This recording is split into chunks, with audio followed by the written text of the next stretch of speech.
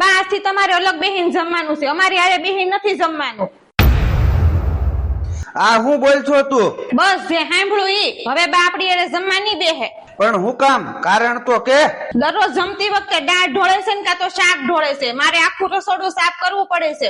હું એથી હાવ કંટાળી ગઈ છું. પણ બા હવે ગૌઢા થઈ ગયા છે, એનો હાથ ધ્રુજે એમાં ઢોળાઈ જાય, એમાં શું થઈ ગયું? મેં કીધું ને એકવાર, હવે બા આપડી ભેગા જમવા નહીં બેહે. હું એવો વધારાનો ડોહડો નહીં કર્યા કરું. નકર જાવ મૂકી આવો તમારા ભાઈની ઘરે. તને સારી રીતે ખબર છે મોટા ભાઈની ઘેરેથી ભાભીને પેરાલિસિસ ની તકલીફ છે. ઈ બિચારા એનું માઇન્ડ કરે છે. કાંઈ પેરાલિસિસ નથી છું, આખા મલકમાં ફરવા જાય છે. ડોહલાને હાંસવા ન હોય ને એટલે એવા નાટક કરે છે. મમ્મી એક વાત પૂછું? હા બેટા બોલ. મમ્મી જયારે તમે ગૌઢા થાઓ ત્યારે તમારા હોતે હાથ પગ ધ્રુજશે, ત્યારે તમને ભાઈ અલગ બેહાડીને જમવાનું દે તો તમારે હાલશે ને?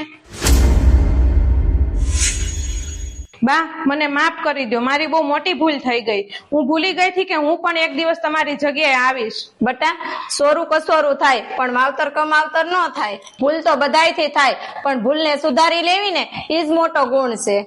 મિત્રો તમે તમારા વડીલો સામે તમે જેવું વર્તન કરશો એવું જ તે તમારા બાળકો તમારી સાથે વર્તન કરશે. બાળકો આપણા શબ્દોથી નહીં પણ આપણા વર્તનથી શીખે છે. તેથી ઘરના વડીલોને માન અને સન્માન આપો, કારણ કે એક દિવસ આપણે પણ ગૌઢા થવાના છીએ. અને હા મિત્રો, તમને અમારો વિડીયો પસંદ આવ્યો હોય તો અમારી ચેનલને ફોલો કરવાનું નહીં ભૂલતા.